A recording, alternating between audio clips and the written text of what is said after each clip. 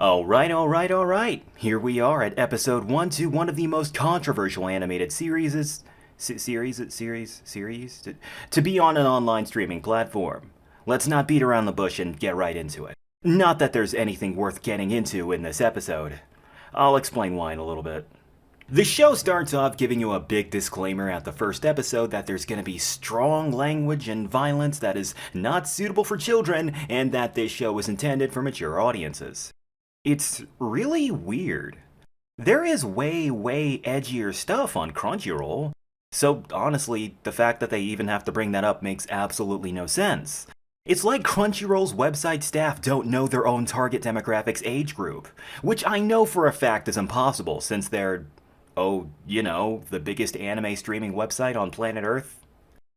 Anyway, without further ado, the show begins, opening up with incredibly ugly animation, and also these two protagonists. Rosemary and Sage are their names, and bad voice acting is their game. And instead of introducing these two characters by making them express their personalities or character dynamics between one another, they instead just bluntly state the plot of the show if you didn't already guess it. Guys, it's only 2 minutes into the show, and it's already legit insulting to watch. The two main characters aren't even talking to each other, they're kinda just communicating to the audience what's happening in the most clumsy way possible. Sage, it's finally here! Can you believe it? I almost can't. We've been preparing our whole lives for this day. Sage, I'm thrilled for you to learn about elixirs. Very important for a future healer. Your mom would be so proud of you. The main character's family members are just standing around in the middle of nowhere just for the sake of establishing the fact that they exist and the fact that the main girl has some necklace locket that's obviously going to be important later on.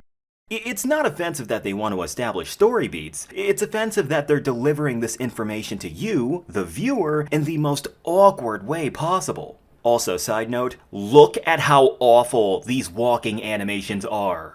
This is the first impression of your show. Why does it look so half-assed? Anyway, they venture off and then the OP to the show plays.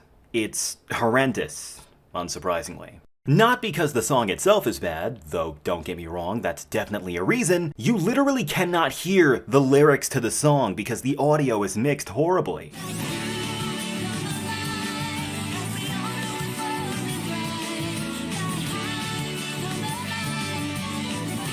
A professional studio worked on this, and the vocals sound like they were recorded on an Xbox Kinect. I suppose it doesn't matter whether you can hear it or not, because at the end of the day, the plot to the show is so paint by numbers that you can get the gist just by watching the intro without any audio. This looks like the most basic bitch TV show you'd find running on Cartoon Network at like 6 a.m. So once again, why is this on an anime streaming website? It makes no sense.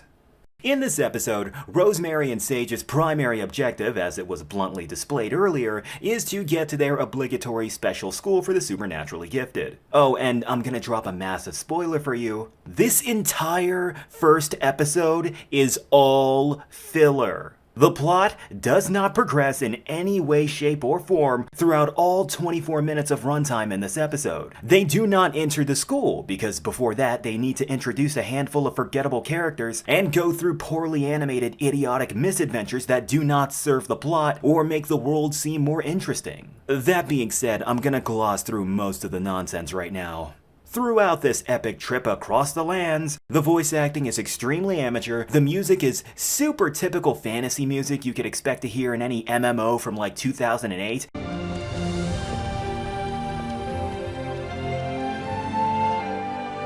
And the animation is extremely choppy. Like, look at this. Characters are basically not establishing anything interesting aside from basic stuff you would already guess based off of being familiar with all the tropes that come along with the show's genre. So, the trains made its stop at the big city that this magic academy belongs to. Also, by the way, the city in question looks like literally every isekai city in existence. Once again, the show is very clearly trying to replicate anime in some form, but it's doing it in the laziest way possible. The two characters meet one of their family members, and I want you to guess, how do you think they display the fact that they're family members? Do they exchange pleasantries in a way that would subtly indicate that they're family? Haha, nope! One of the characters literally just shouts their family relations out loud. Cousin Anise! I actually busted out laughing when I saw this part. Characters are literally announcing their relationship statuses to others out loud, like they're reading a Wikipedia entry on their relation to the characters. It's actually kind of impressive how lazy it is. Okay, so they get to a place to sleep, and the two older folks take them to a bedroom to get some rest after the said long trip. The two older relatives use magic to summon up a portal to a bedroom where they can get some sleep. Obviously, there is no practical usage for magical skills like this, so it very clearly solely exists for the sake of characters breaking out into exposition about the different types of magic in the show. They briefly say that there is old magic and new magic. I guess new magic is done with special staffs or whatever, and old magic is done with witch incantations from folklore or something like that. That's just my guess from watching this first episode. And here's the deal, that actually could be interesting. It's actually the only interesting thing they've mentioned so far. If this concept is actually handled properly, it could be a redeeming factor for the show. But so far, nothing in this show has been handled properly, so I'm pretty sure it won't be interesting outside of a surface level. So what happens next is something really interesting that I want to point out. Okay, so the two main protagonists go to sleep and the sun rises. Rosemary wakes up and is surprised at how amazing the big city of Lingard is. She looks outside and dramatically says, "We're here." And I couldn't help but notice something. The animation here is uncharacteristically fluid? Look at these few seconds of frames. It's the closest to anime looking this entire show has had so far. It's really weird because every animation before this moment has looked extremely jerky and awkward.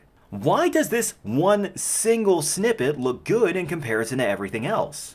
I sat down and wondered why for a few minutes, and I think I have a good theory. You see, animation is a very complex, time-consuming, and difficult process, especially 2D animation. And when you're making a TV series or a movie, it requires a large team of individuals that all need to replicate one person's art style. If things turn out well, you end up with technical wonders of animation, like the action scenes from Attack on Titan. And if things turn out not so well, you end up with, well, this. Now, there very clearly is an animation team behind this, and Ray Rodriguez's concept art for these characters and this world are very simple to replicate for animation. So, process of elimination would dictate that these animators just do not know what they're doing. Better yet, my theory is this. The issue is that they had an animation team, but none of them were on the same page in terms of skill level or animation style at all. They probably just had one senior animator that personally worked on a handful of parts, but also had like 15 other animators that barely had any idea what they were doing. That would explain why everything looks so awkward every different scene, since it's just random people disjointedly drawing frames. Well, if my theory is true anyway. I mean, it would explain a lot. Like, look at this. These 2 or 3 seconds look really good, but after that, it's right back to looking janky as hell. Seriously, it feels like the animation team were not communicating to each other, so everyone individually made their own frames, and they just shambolically placed them together in a sequence. But enough about that, let's continue on with the mediocrity. The 4 characters begin to exchange empty, meaningless dialogue while dining. It should be interesting to hear them talk about stuff since you get a bearing of their personalities finally, but none of these girls have one. They're all just cardboard cutouts. The moments where they try to make these girls seem like they actually do have a personality just makes them seem more annoying, because it's just characters that have one single random ass quirk and they try to make that their entire identity. The picture inside it is irreplaceable. My dad's prize-winning boysenberry cheesecake. You have a locket with a picture of cheesecake inside it. It was iconic. Being obnoxiously quirky is not a personality. The only notable thing about any of these 4 characters so far is the fact that the adults in question are very clearly non-heterosexual lovers. And I gotta say, the fact that the only remarkable thing about your characters so far is that they are not straight is pathetic. And orientation is not a personality. And the fact that this show is so substandard and generic, but also randomly sprinkles LGBT presence in it, just makes this show all the more embarrassing to watch. I hate to start regurgitating YouTube comments, but it just makes the show seem more and more like a poorly written DeviantArt fanfiction.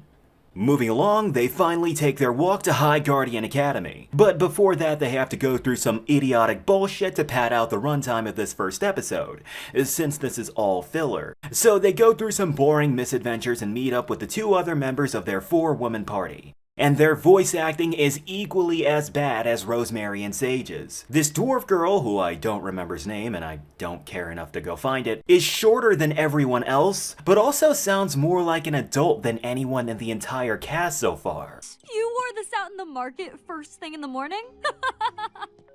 Welcome! You two must be Noodle and Garth. I've done it all my life. I was handed a rivet soon as I figured out how to curl my fingers on purpose. And of course, let's not forget Time, the stock factory model tsundere of the team. And of course, she starts off being an abrasive a-hole, but it's incredibly hard to tolerate, because her voice actress is really painful to listen to. Sorry. Didn't expect anyone I'm back so here. sorry. Might want to watch where you swing that thing because of how it's a giant sword. She is trying way too hard to sound tough, and it's impossible to take her seriously at all. All the voice acting in this show is so off-key and amateurish. After they finish padding out the runtime and establishing more obvious plot points, the stupidity ends and they finally reach the magic school. Yay! The plot can happen now! And that's the entire first episode. Remember that. It tries to be an expository episode, establishing the characters, their personalities, the motives, the who's, what's, where's, why's, and when's. And if this show were any other anime or cartoon, doing that would be perfectly fine. But the issue is, we already know this shit. Like anybody was watching this show wondering why the main character is going to a magical school when the OP specifically displays an older family member disappearing right before her eyes. Like anybody was wondering who the blue-haired girl is when throughout the entire episode they constantly have each other's backs and are constantly radiating lesbian tension. Like anybody was wondering how these girls would use magic to their advantage to get around mild inconveniences. Literally nothing interesting, nothing unique, and nothing of importance is established in this first episode, aside from the magic system, which was only briefly mentioned for a few seconds. Look, I know I brought this up like 5 times in the last video, but in that reveal behind the scenes thing, they seemed super passionate about what they were doing. But this feels like the most hollow, soulless, paint-by-number story I have ever seen. No hyperbole, no exaggeration. This first episode does not feel like it was created with passion. It feels like it was manufactured on an assembly line. This show is spoon-feeding you redundant information constantly, as if the viewer in question is a child that doesn't know any better. And that leads me to my big question of this entry to the video series. Who the hell is this series for? Is it for adults or kids?